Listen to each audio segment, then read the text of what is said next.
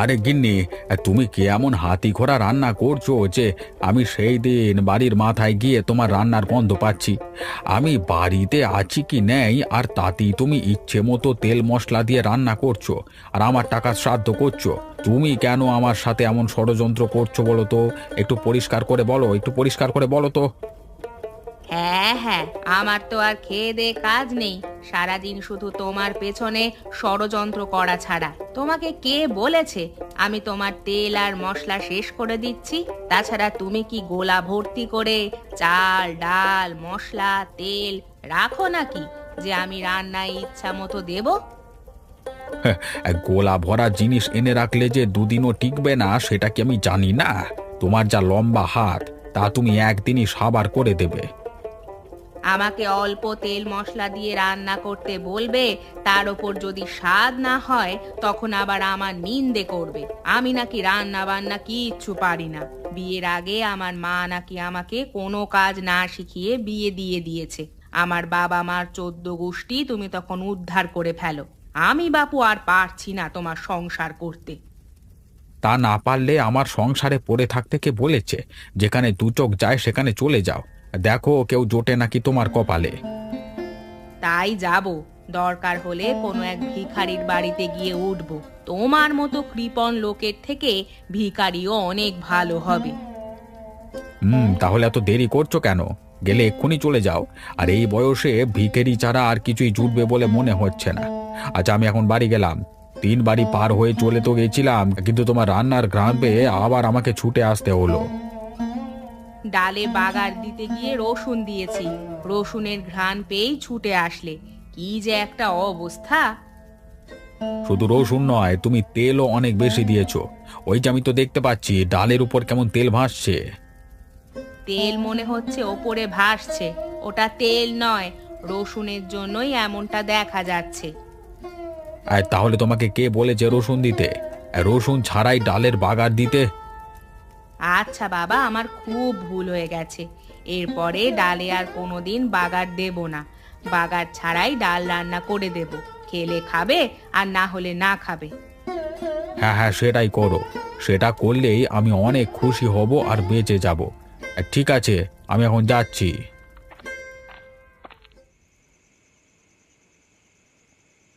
কি গো, বলছি যে শুনছো?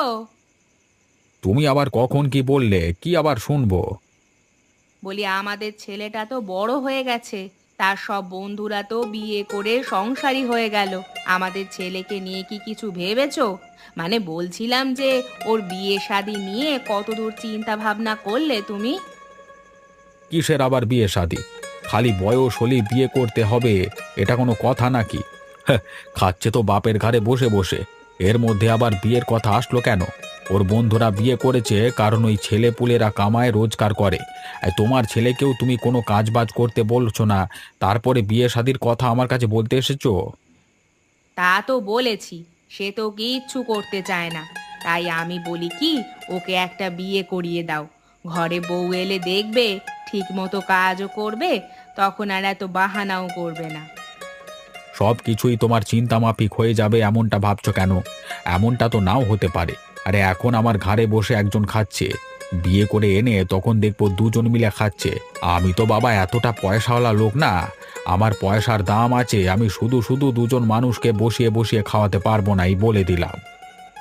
তা বলি, তোমার এই সব টাকা পয়সা কি তুমি মরার সময় কবরে নিয়ে যাবে নাকি? তোমার যা কিছু আছে সবই তো তোমার ছেলে পাবে। তাহলে এসব বাজে কথা আজ কেন বলছো তুমি?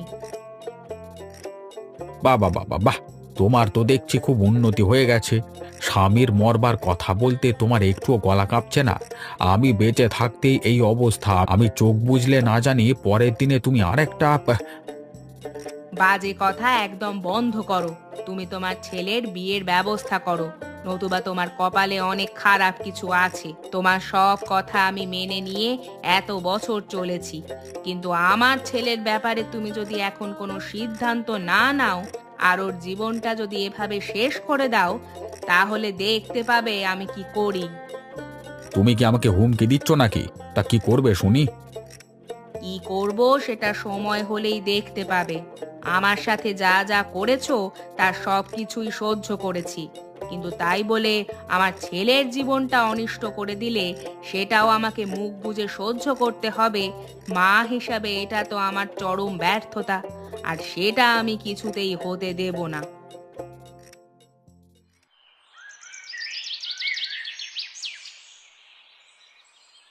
তা মেয়েকে যে দেখতে যাচ্ছ, যখন জিজ্ঞাসা করবে তোমার ছেলে কি কাজ করে, তখন কি বলবে শুনি? কি আর বলবো, বলবো যে তার বাপের তো জমিদারি আছে, তা আপনার মেয়েকে নিয়ে সারা জীবন বসিয়ে বসিয়ে খাওয়াতে পারবো। আমার ছেলের কোনো কাজ না করলেও চলবে। আর মজা নিচ্ছ নাও। সবার সামনে গিয়ে যখন তোমার এই সুন্দর নাকটা কাটা যাবে তোমার ছেলের কারণে, তখন দেখবো তুমি কি করতে পারো। ছেলের জন্য মায়ের যদি নাক কাটা যায় সেটা তো আর অগ্রাহ্য করা যাবে না, মেনে নিতে হবে। আমিও মেনে নেব। আর তোমাকেও বলে দিচ্ছি, বসে বসে এই সব আজে বাজে চিন্তা না করে ছেলের জন্য ভালো কিছু চিন্তা করো, তাহলে তোমার ছেলের মঙ্গল হবে। কিরে, তুই কি শুনতে পাচ্ছিস? কানে কি কথা যাচ্ছে? তোর জন্য যে এখন আমাদের মাথা নিচু করতে হবে বাইরের লোকেদের কাছে, সেটা কি ছেলে হয়ে তোর দেখতে খুব ভালো লাগবে বুঝি? কাজ বাজ করতে ভালো লাগে না, কিন্তু ছেলে হয়ে বাবা মায়ের অসম্মান করতে খুব ভালো লাগে, তাই না? বাবা, এভাবে বলছো কেন? এতদিন কোনো কাজবাজ করিনি দেখে সারা জীবনে কোনোদিন করব না এমনটা তো নয়। তাছাড়া মেয়ে যদি আমাকে পছন্দ করে তাহলে এই বিয়েটা হবে, না হলে তো হবে না। আর আমরা তো কোনো কিছু গোপন করে বিয়ে করতে যাচ্ছি না। যা সত্যি তাই বলবো, বাদ বাকিটা ওদের চিন্তা। আমার মনে হয় এখন তুমি এসব চিন্তা না করে একটু শান্ত হও। আমাকে এসব উপদেশ না দিয়ে যদি নিজের জীবনটা এতদিনে গুছিয়ে ফেলতে পারতিস, তাহলে তোর বাবা হিসেবে পরিচয় দিতে আমারও গর্ববোধ হতো। যাই হোক, দেখি গিয়ে কি হয়। মেয়ের বাবা মা আমাদের অপমান করে ঘর থেকে তাড়িয়ে দেয় নাকি আপ্যায়ন করে ঘরে জায়গা দেয়। তো সব কিছুই তো শুনলেন। এখন বলুন, আপনারা আমাদের মেয়েকে আমাদের ছেলের সাথে বিয়ে দেবেন কিনা? কোনো কিছু লুকিয়ে ছাপিয়ে বিয়ের মতো এত বড় সিদ্ধান্ত আমরা নিতে পারবো না, তাই আপনাদেরকে প্রথম থেকেই সব কিছু জানিয়ে দিলাম। এখন বিচার বিবেচনার দায়িত্ব আপনাদের উপর। আপনারা যেটা বলবেন সেটাই হবে। ছেলে তো কোনো কাজ করে না, সেটা তো শুনলাম, কিন্তু সে তো বলেছে কিছুদিনের মধ্যেই একটা কাজ শুরু করবে। তাছাড়া আপনাদের পরিবার সম্পর্কে, বংশ সম্পর্কে আমরা তো খোঁজ নিয়েছি, এতে করে তো আপত্তি করবার কিছু নেই। বিষয়টা তো ওপরওয়ালা প্রদত্ত একটা সম্পর্ক, যার সাথে যার জোর লেখা আছে তার সাথেই তো তার বিয়ে হবে। আমাদের দিক থেকে এ বিয়েতে কোনো আপত্তি নেই, আপনারা আগাতে পারেন। আপনাদেরকে অনেক ধন্যবাদ। আমার মনে হচ্ছে আমার ওপর থেকে একটা পাথর সরে গেল। বিশ্বাস করেন, আমি আমার পুরোটা দিয়ে আপনার মেয়েকে আগলে রাখবো। তার কোনো অযত্ন, অবহেলা আমি বেঁচে থাকতে হতে দেব না। আমার তো একটি মাত্র ছেলে, আপনার মেয়েকে পেয়ে গেলে আমার একটা মেয়েও হয়ে যাবে। সে সারা জীবন আমার কাছে আমার বৌমা নয়, আমার মেয়ে হয়ে থাকবে। তাহলে তো হয়ে গেল। সবকিছু ঠিকঠাক থাকলে আগামী মাসেই আমরা একটা শুভ দিন দেখে বিয়েটা সেরে ফেলতে চাই। কি বলেন আপনারা? ঠিক আছে, তাহলে আমরা বাড়িতে গিয়ে আমাদের নিজেদের মধ্যে একটু কথা বলে নিই।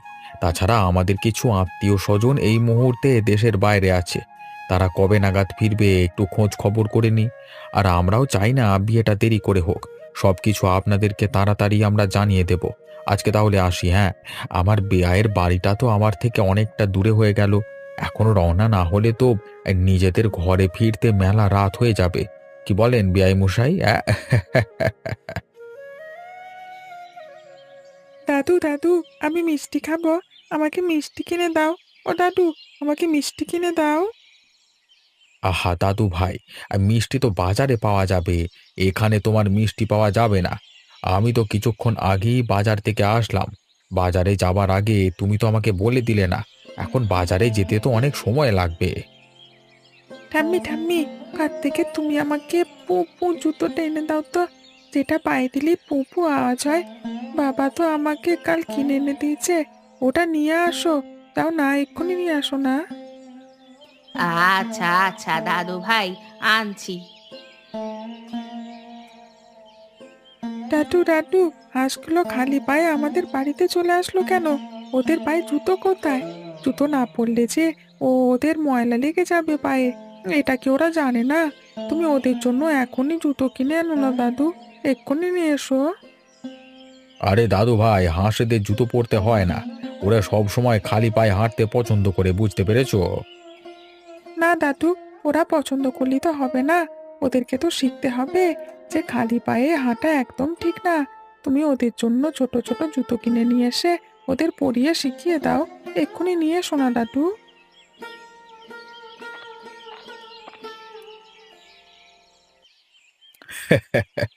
ঠিক আছে দাদা ভাই, তাই করব। এখন চলো চলো, ভাত খেয়ে নেবে। কি গিন্নি, ছেলেটা এখনো কাজ থেকে ফেরেনি বুঝি? এখনো তো ফিরলো না, কি যে করে বুঝলাম না। সেই সকালে বাড়ি থেকে বের হয়ে আসে মধ্যরাতে। এত পরিশ্রম করলে কি আর শরীরটা টিকবে? আজ বাড়িতে আসলে তুমি একটু বুঝিয়ে বলো তো, এত অমানসিক শ্রম দিয়ে যাতে কাজ না করে। ও রোজগার না করলে তো আর আমরা না খেয়ে মরবো না। ওকে তুমি বরং একটু ধীরে সুস্থে কাজ করতে বলে দিও। একটাই তো ছেলে আমাদের, ওর কিছু একটা হয়ে গেলে আমি কি করব বলো তো? আর তুমি ভেবো না তো, আজকে আসলে আমি ভালো করে বলে দেব। তাছাড়া এখন শীতকাল চলে আসছে।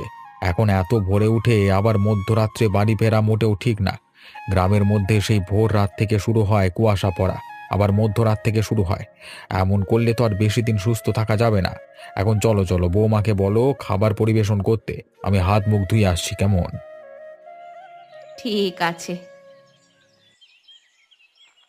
দাদু, আমরা আজকে বাজারে কি কিনতে যাচ্ছি সবাই মিলে?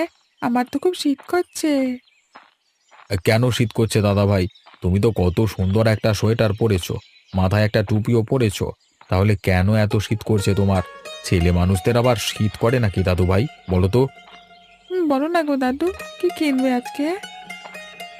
সেটা তো দাদু ভাই আমি জানি না, সেটা জানে তোমার বাবা। তোমার বাবাকে জিজ্ঞাসা করো। বাব্বা বাব্বা, তুমি কি কিনবে?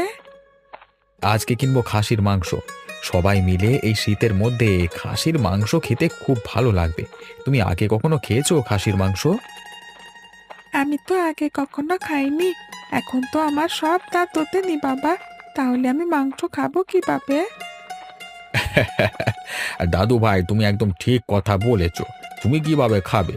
আচ্ছা, আমি তোমাকে একটা বুদ্ধি দিই। তুমি মাংস খাবে না, শুধু মাংসের ঝোল দিয়ে ভাত খাবে। দেখবে কেমন মজা লাগে। আচ্ছা দাদু, তাহলে আমি শুধু মাংসের ঝোল দিয়ে ভাত খাবো, আর বড় হলে দেখবে আমি কত মাংস খেয়ে ফেলি। ঠিক আছে দাদু ভাই, আগে তো বড় হও, তারপরে তো দেখা যাবে। দাদু ভাই, তোমার জন্য খাসির মাংসের ঝোলে আমি একদম ঝাল দিইনি। এখন বলো তো কেমন লাগছে? মজা হয়েছে তো? অনেক মজা হয়েছে ঠাম্মি, তুমি তো ঝাল দাওনি তাই বেশি মজা লাগছে।